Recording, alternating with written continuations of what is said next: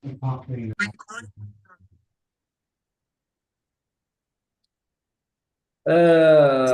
to Hills.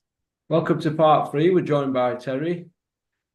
Uh, oh, you put Eddie Hills up playing chess with. Are Hills. you having? Hills. You're having a dig because I've took chess up, aren't you, Terry?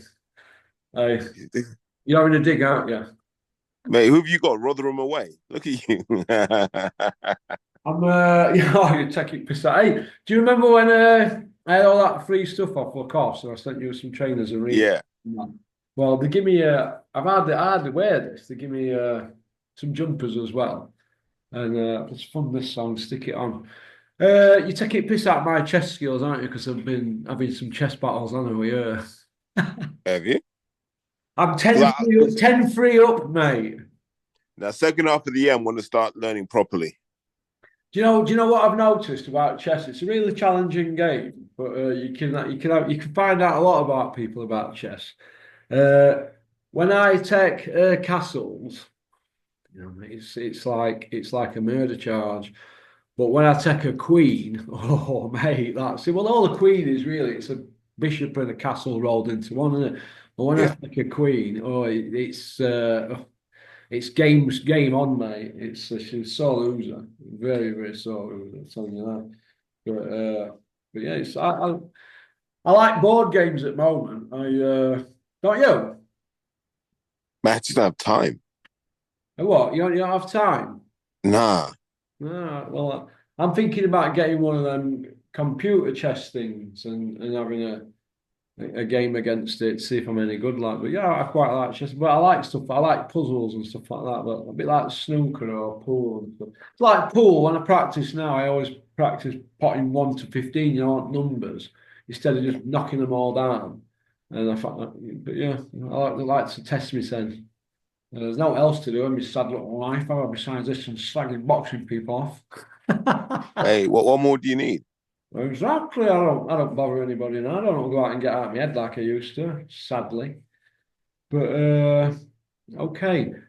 Uh Crusher Ben, I know it's gone on now for quite a while, this drug thing. They look like they've got their own way and don't they? It looks like it's going to happen. They've put hundreds of thousands into promoting it, and they've got this new promotion that they're doing. Have you seen it that at the moment for the fight? Oh, the new video. Mm. They're really going for it, aren't they? But I'm struggling with the bullshit that they're coming out with. Tony Bellew said 135,000 people were queuing to buy tickets. Well, how come there's over 30 odd thousand still left to sell then if you go on the website? So if there's all that many people queuing, why don't they all buy a ticket? Because or were they all trying to get cheap ones? I don't, See, that's the I question. don't know, mate. I don't know. What do you think? I don't think this is going to do the numbers people thought. And I think this is going to be the point where Turkey's like, okay, you guys don't know what you're doing. I need to take control of this. Do you think Turkey's involved in this fight, this Ben Eubank? I think he's an observer in this. He wants to see what this does. If it does well, he'll have him on over there, won't he, in a rematch? Do you think? No, exactly. He's watching from afar, isn't he? Him and Dana White. Do you feel that Bricktop and Eddie Hills? Do you feel that they let themselves down working with Turkey? For a couple of years, and for him to kick them to sidewalk, toss them away like garbage, and go partnering up with a guy that's never done anything in boxing. You think that's a bit of an insult to them? You go where the money is. Boxing is loyal to the money only. Do you think Eubank's done well promoting this? You know, he's the only guy that's really been promoting it, right? Hmm. They're playing the roles fantastic. Ben as the aggressor, like a bit like his dad, and Eubank the intellectual. They're all sticking to the roles, aren't they? But do you feel like they both need each other, Terry, at the moment? Um, I think I think Ben needs this more than Eubank does Hmm. because Eubank's got some credibility. I know people say he's never won a world title, but he's been at that kind of fringe world level. There's no question about that. You know, Ben hasn't been. He's nowhere near, is he? I mean, I did a video, didn't I? And I said, Conor Ben, no area belt, no English belt, no British belt, no Commonwealth, no European, no world, but two failed drug tests. But yet he's getting a pay-per-view fight in a massive stadium. I mean, it's just the example that was setting to the next generation of kids that want to turn pro. Whatever happened to doing it the traditional way? There's no money in that, so people sacked it off. Yeah, but you see where I'm coming from, can't you? We're traditional boxing fans, aren't we? We like people to go through the levels, as we all say. You know, like, bit like there were no English title when Clinton Woods went through levels, but he went area, then British, Commonwealth, European, and World, didn't he, for 3 year world champion. And every time he had a blimp or not a good performance, they consolidated. Like he lost against Dave Starry at Super Middle, didn't he? Dennis brought him back at light heavyweight, and then they went on another run. You go again, don't you? But do you feel that this generation now they just want to forget going through the levels and they want to go on the outside for where the money is because of social media? Do you think that's been a problem, Terry, for the last few years? I think I think people in boxing will see guys like Harold Graham and they'll see guys like Keith Bristol, etc. They'll see how boxing treated them afterwards, and they'll just go, "The love of the fans doesn't mean anything when you got bills to pay." So everyone's just going to chase the money. Do you think it's a shame it's gone like that, Terry? No, I think I think social media has made it so polarizing now that boxers' attitude is just let me do what's best for me. Mm. Yeah, it's how do you see the fight actually going, Terry? Do you think the weight? I mean, people keep going on about weight difference and that. Well, Ben's been a light middleweight for 3 years now. Other one's been a middleweight for over 5 years, 5.5 years actually. So it's technically a middleweight against a light middle, isn't it? Do you feel that Bellew coming out with this? It's a welterweight against a super middle, and Conor needs his respect and all that. Do you think that's just hype from them? Uh there's too much hype, isn't there? You're Well, right you there. wouldn't get that, aren't you, at the moment, because the amount of money that they've thrown at it, because they must be knee deep in invoices for PR on this. I mean, it's the second time they've done it, isn't it? They've Yeah. put the fight on. Obviously, the first one got cancelled, but do you feel that they've got to wheel your Bellews out and people like that and Eddie Hills constantly? You love it when I do that, don't you, Terry? Hills, hills. In the blue corner from Billericay, the 7-0 Iceman, five by way of Eddie Hills. Hills. Hey, all we need now is Super Bean introducing him, don't we? Super Bean back on DAZN, Terry. What is going on? Yeah, boxing needed them back. We need to know what all of our boxers got for their GCSEs, right? We need to know what they like eating for breakfast. Well, we need to know if they've got a stamp collection or if he's just showed me his design for a spider's web tattoo he's going to have on his elbow. And Josh Warrington, there's the respect. He showed me his stamp collection yesterday. He's got a penny black. Do you know what I mean? Oh my God. Josh Warrington's stamp collection. It's nearly as funny as, do you remember when he was on ringside and he admitted to getting a dictaphone when he was 12 and he was walking around the school going, down goes Frazier, down goes Frazier, talking into his dictaphone at school playground as a 12-year-old. Can you imagine that? Hey, could you imagine what other people in school would have thought? If I were in that school and I saw him walking by me with a dictaphone at Edlow Comp, I would have looked at him and would have gone, who knows? Who's that space cadet? Do you know what I mean? But then, here's the thing though: you'd be watching him on Sky pay per view, and you'd be like, well, maybe he knew something all along. Terry, this is how I look at it, right, with Super Beam, right? He's my age, Super Beam. Is he 50, 55, isn't he? Right. So why have we gone back to him? He's a dinosaur. Ryan made a good point about this. DAZN's supposed to be this vibrant new app, but yet they've gone back to him. Do you think they've played it safe going back to him, knowing what they're going to get? Do you think? I think they realize that their audience is a bit older than they ever thought it would be, and they're not going to attract this younger audience that they thought they would. Ben Shalom's probably going through the same journey where he's realizing boxing's just not connecting with young people. And so what we need is we need some gravitas in the commentary. Mike Costello was never the answer to that. Whatever we want to say about Adam Smith, when he's on comms, he knows how to make something feel important. I don't think Costello really figured that out.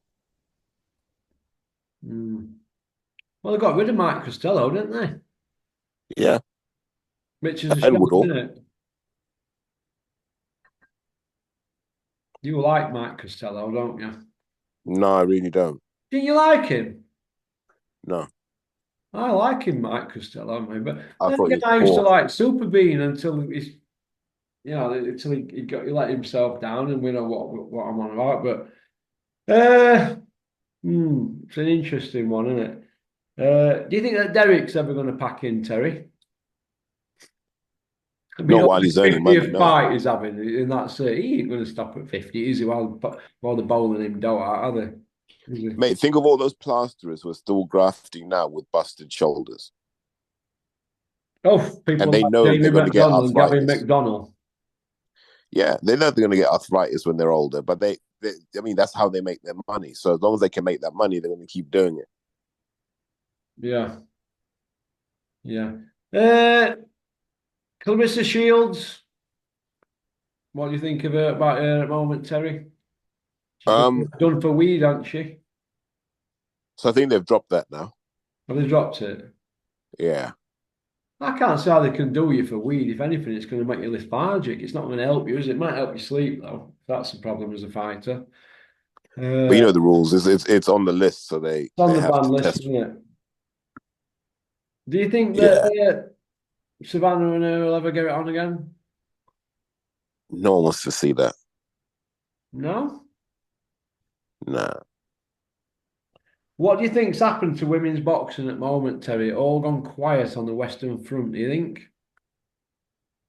So when women's boxing first started, promoters were like, look, we know the purses aren't great now, but we've got to build you up. Once we build you up, we'll get you on the six-figure purses.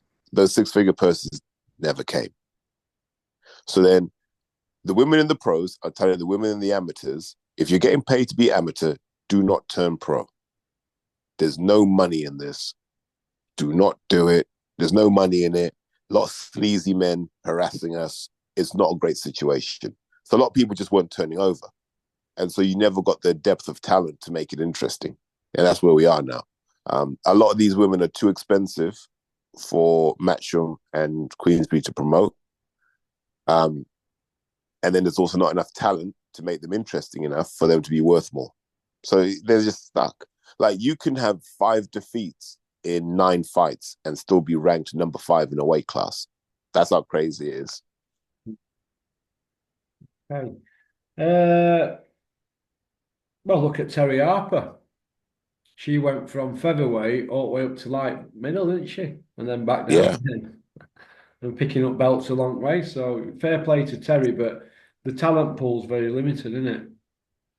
Yeah, it's just weak. And it was always suffer from that.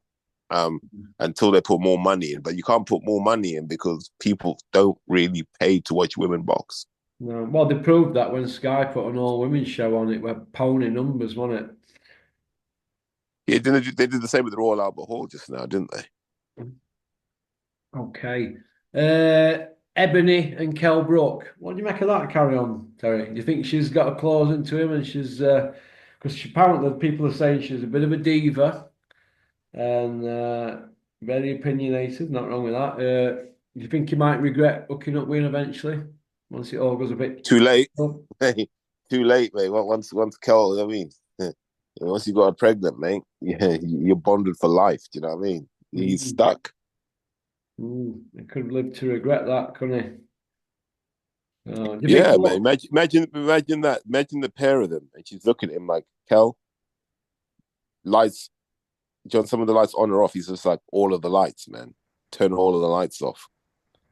Who do you think the Godfather's going to be to the kid? Horsecock or Flex or Barry? Ty and Booth. Tyrone Booth. Tyrone Booth. Is he still going strong on YouTube? Yeah. I don't know. I haven't seen anything from him for a Rogers, while. mate. Tyrone Booth. Well, I don't know. Ty definitely had Froch doing some cardio, that's for sure. Old Tyrone Booth, bless him, mate. Do you know what funny thing about it is, Tyrone Booth? If he'd have had a bit of a camp for the Eubank fight instead of 3 weeks' notice, we might not have even been seeing Eubank and Ben fight. But he must look at that, Eubank getting guaranteed 6.5 and 8 million on upside. Tyrone Booth must look at that and think, God, do you know what I mean? Kind of thing that he'll probably regret that he won't always fit and ticking over when the offer comes. Do you know what I mean? Kind of thing. Yeah. Best version of Ty and Booth would be Carl Froch. Oh man, Terry, you're always trolling me about the Cobra, aren't you? Hey, look at the fractures. Just saying, All man. of fame, kid, all of fame. Not when it comes to this media stuff. He's not, mate. He's in the Hall of Shame right now. Should we give Peter De Freitas a shout out? He's not very well. Yeah, get well soon, Peter De Freitas, man. Like a real legend. You know, one of those guys that's got some great stories, man. He's got those real boxing stories you want to hear. He put it on them Essex boys, didn't he, for hanging around Nigel all the time when he went manager. Well, apparently they weren't really hanging around with him. No? They like to talk it up. So I think what Peter was saying was, look, I'm with Nigel all the time. You hardly saw these guys. These guys, the story they tell about Nigel Benn is not what really happened. It's like, no. They just popped up every so often, like rarely showed up. Well, it's they're not you know them guys that committed them Essex murders. They're out of prison now, aren't they? Oh, Are they out now? they're accused of committing them. They're out now, aren't they? Sorry, who got convicted? They're both out now, aren't they? Oh man, like as one of them got like dementia, so he can't even tell the story anyway. Yeah, has one of them got dementia? Oh well, it's. Do you know what? I don't know what to make of that, but I know that. Do you think they might have overdone it with films about all that? Because is there like 10 or 11 films about it all now? It's all been a bit overkill, isn't it? So most of the films aren't even about the shooting; they're just about the characters. So actually, it's kind of like the Fast and the Furious, but in Essex. Every time I go onto internet or Netflix or whatever, Amazon, you're looking for something to watch. You spend half that time surfing, don't you? And there's always some Essex film or something. I don't know. I'm expecting James popping up in his Remac wheelchair at some point. James, give me a ring. We'll have you back on. Let's have a look what we've got left here. 12 minutes. Uh, Tell me about Dan Aziz, Terry. I know he's your pal. Hmm. Would you like to see him get a fight against Liam Cameron or Ben Whittaker and get back in mix? I can see that happening. Dan's in a strange place. I think like there's a bit of Dan's career that was mismanaged. Um, and you know, I said for a long time, if people follow Terry's take, I never liked the fact that they literally just they brought Joshua Buatsi onto Boxer, and they're like, right, you're fighting Dan Aziz, and I'm like, you spent all this time building Dan Aziz up to European champion. Why not let Dan finish the journey by saying, look, just whack him in with Bivol, whack him in with Beterbiev, right? Then after that, work out if there's a Buatsi fight or not. Dan should have had his chance to fight for a world title, and I think that's one of the biggest screw ups that boxers have done in their time on Sky. It leaves Dan in this crazy position where he's um, 2 losses and a draw in his last 3, and he's now in his mid-30s. So what do you do with him? Just put him in entertaining fights now. I think the belts are probably going to be wrapped up for a while. So just put him in entertaining fights. Do you feel that Dan Aziz has got another run in him, though, Terry? Yes, because he's fresh. Like Dan doesn't have 40 odd bouts to his name. Do you know what I mean? He's still got some runway in him, so he can have another run. But you know what are the belts going to do is the real question. We don't know, right? But if you look at the British scene, Dan could fight Lyndon Arthur, could fight Willie Hutchinson, could fight Ben Whittaker, could rematch Louis Edmondson. There are loads of guys who could jump in with Spider. There are loads of fights that can just happen in the UK, and they're big fights in the UK. Do you feel that the light heavyweight division, if everybody had a round robin, they could have some right fights there? Because there's like 9 or 10 guys there from UK, and they could really all. There's a good tournament there, isn't there? If they want to do a Super 8 or something, wouldn't there? You think? Yeah, if you're putting out like big cards every couple of months, you should always have a light heavyweight on there. Like they'll deliver for you. Yeah. Would you like to see Boatsi Callum Smith again, Terry? Nah, I don't think it was close. No, you think Smith ran away with it? Yeah, I thought Smith was authoritative in that fight. Um, ah, who would you put Smith in with now? Like a Benavides? He'd get wrote off, wouldn't he, against him, wouldn't he? I don't know. Callum still got a little bit of juice in that lemon. Um, Juice in that lemon. I like yeah. that one, Terry. It reminds And me of then that guy who were talking to me, who stood with Mark Tibbs, and he went, yeah, he was talking about something. He said, here, don't get fucking lemon. And I thought, what's he going on about? And it means bitter, bitter lemon. yeah, You don't get fucking lemon, Sam. Some guy in Peacock. Remember when I went there, interviewed Jimmy Tibbs? yeah, Remember? Donkey's years with that, wasn't it? That when I went to interview Alan Minter in Kent, and it were a home. yes, What a bastard that was! All the way to Medway in Kent. I got a thingy poster as well, a fine, because there's like a fee you have to pay to get over bridge and all that, isn't there, and whatnot. yeah. And I got one in congestion fee in London, and oh man, what a disaster that one! I think Jimmy Tibbs took pity on me and gave me an interview. It's a good interview, like from Porky's Corner. It's on boxing royalty thing. The Jimmy Tibbs interview, a really good interview. Classic pork. It's funny actually because when I went in there, he was fantastic with me, Martin Bowers. He was all right with me. Give me loads of stuff on that free. Bit of boxing t-shirts and cups and whatnot, I think. But they were actually all having a game of cards, all old geezers with, like that, them pinky rings I used to have, remember that one I had? They were all there with pinky rings on and all having a game of cards and a cup of tea. And they were all like, they must kind of like go in there every day and congregate, these old timers. And Yeah. we were all right. I enjoyed it. It's proper like East End, isn't it, kind of thing down that way, isn't it? Listen, they just came down to see Donny's finest, man. That's why they came down. Oh, man. They're all in there having a cup of tea and a slice of toast. They wanted to learn. They're like, look, we need to learn how to do this villainy thing properly, mate. We've got Russ coming down. Epic, man. But I really, do you know what? He's a lovely fella, in Jimmy Tibbs, actually. A lovely fella. Yeah. He's a nice guy. I enjoyed it, and I hope he's all right. I hope he lives till he's 100. Robert Smith. He's been parked up there in Saudi. Obviously, they're not there now. We were parked up there for a week in a suite. I'm taking Turkey. We're paying for all that. Do you feel that his time's up now with Board? Because he's not showing any inclination to move on or step aside, is he? You think? Nah, man, why would you? When the grift is that sweet, why would you? Nothing was been done about that Roy Keane, is it, or Ron Keane, the judge? Sorry, no, the referee in the David Adelaide fight against Jamie TKB, whatever.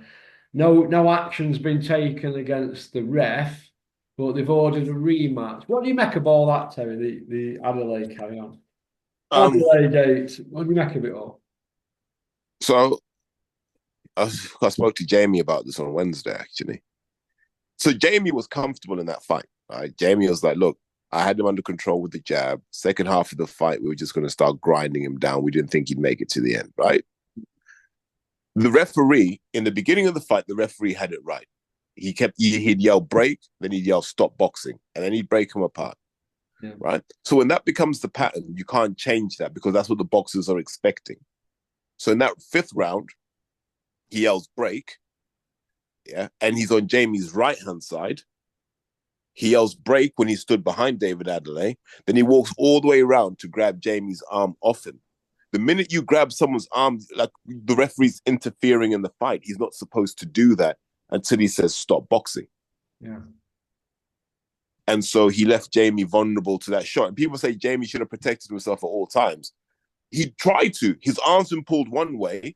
So to balance himself off, his right arm's gone up in the air. And as he's come to bring it back down again, Adelaide's caught him. Well-timed shot. I don't blame David Adelaide because he's there to fight. And he fought. The referee messed up there. The referee should have just broken them up, just said stop boxing and broken them up. I just thought that referee was in over his head. It looked like he was struggling as the fight progressed. And the referee was getting more frustrated than the boxers were. Yeah. Yeah, it's a strange one, that, isn't it? Do you think? It was weird. I've never seen a ref do that before. Just looked like he's got no control. Yeah, it's so what do you think the punishment should be for the ref? At least to come out and do an interview and let the media talk to him, do you think? But they're not going to do it. No. Because it's a hard enough job, Russ. And we don't want to put people off being refs. Otherwise, we'll be struggling to find refs. I just think mark it down as an error. Keep an eye on this ref and let those two run it back. Because that's the biggest fight for both guys right now is the rematch. What about some of the judging that's been going on recently from border control judges? Do you think that leaves a lot to be desired? There've been some shockers, but you got to remember, like, we only remember the bad ones because generally the judges are spot on. Like, if you think in any given weekend how many rounds are being judged, and most of those are judged correctly. Do you feel that Ian John Lewis can feel a little bit aggrieved with some of these judges at the moment, how he got thrown to Wolves? Yeah, he was a multiple time offender though. Yeah, I see where you're coming from. Yeah, he'd made a lot of mistakes, hasn't he? But Michael Alexander on the same show, nothing happened to him, and he was only 1 point difference to Ian's, wasn't he? And he's made a few boobs lately, hasn't he? Yeah, well, we're going to start scrutinizing him now. Well, the social media people who have a big opinion on judging and whatnot, they're on him. They're on his back. I think one more and he'll be gone. Michael Alexander. Yeah, this is a lesson, man. Everyone's got to start getting on their game again. He's not my cup of tea anyway. I mean, putting it on Dennis's secretary, trying to get to take her out, Big Michelle. Yeah. Old Michael Alexander, eh? He's always there or thereabouts, isn't he? Do you think that Flex is ever going to get anybody decent again, or do you think he's had his day in the time in the sun? I think he's been hammered in the public so often that people forget how good a trainer he is. I think even though I've given him stick, I actually think he's a decent trainer. But he never seems to get any Olympians, Dominic, does he? I mean, he never seems to get any of the cream. Joe Gallagher don't really get any of the cream. I know he's got Lawrence and he had Joe Murray, didn't he? But Joe hasn't really had them top Olympians, gold medalist guys, has he? No, but I can see Dominic Ingle getting a little revival at some point. Well, I can because your Ben Davidsons of this world, even though they're good ones for the future, they seem to have hogged it all, don't they? And Shane McGuigan, they seem to get all cream, don't they, at the moment? Yeah, because people think that there's a scientific way you can do this boxing thing, but I think a lot of boxing is just art over science. It's just done on feel and instinct and experience. Do you feel that they'll still be training fighters in 20 years, Ben and Shane McGuigan? Ben Davidson? Yeah, Shane's body won't allow him to. It's probably the same for Ben. I just think the physical toll will be too much on these guys. Is he our best trainer in country after Joe G, Shane McGuigan? I'd have said Chris Smedley, but I'm biased. Chris, you know what Chris's problem is with boxing game? He don't want to kiss anybody's ass. He's not stuck for a few quid. And he just goes about his business, doesn't he? Do you think it's because he doesn't sell himself on social media why Chris doesn't get the big signings? Yeah, Chris just isn't that sort of guy. Chris would rather create them himself. Yeah. Yeah, I think that as well. He's Luke's Medley Jr., the son of Luke who passed away, God rest his soul. I saw him spar a couple of months ago, and he's red hot. Red hot, mate. He's 16-year-old. He's gonna be something special. I Um, hope so. I do. He's a nice kid. That's about it, really, Terry. I'm off to garden centre now. Get some topsoil. So Yeah, glamorous. The I know, glamorous yeah, life for us. glamorous Saturday, for Porky. So I don't know what you got planned for the rest of the day. After this, I need to go for a quick run before I do anything. Little 5K, do a little porky run, and then chill. I was out last night actually. Ended up meeting. There's a Welsh rugby player called Adam Jones. He used to play prop, so we kind of met up with him. Had a couple of pints with him. Lovely man, by the way. So I don't really need to be out like that today, really. So I'll Oh, just were potter you around London. brandying it last night, Terry? Nah, cidering it last night, mate. Pint Cidering after it, pint. kid. Go on, you cider. Go on. We'll be calling you Terry the apple tree next. Hopefully, the apple doesn't fall far from the tree. All right, then. Well, listen, give your All mum right, mate. my Speak to you best. soon. Give your All mum right, my you too, best as mate. well, Terry. All right, mate. You take care. Take care, mate. See you, pal. All right. Bye. Well, that was Terry from London. Women loving men want to be him. I hope everybody's enjoyed today's video. Three-parter for you, eh? Let me know what you think about part three in the comments section, and don't forget to share it amongst your pals if you can. That's how we grow the channel. I hope you're all going to subscribe as well. Though, yeah, we're looking today. I thought I maybe should push this subscribe thing. And we're looking this morning on a bit that it says how many people watched my channel in the month of March who are not members. 28,000 not pressing the subscribe button. So come on, get it pressed and let's get it up there. Nice day in it. It's still nippy in it though, even though it's a sunny day. So all right then. Go on, peace out. Max, I've told you, don't ring me till you're a cruise away. All right? Probably never get a call from you ever again now, Max. Oh, booyaka.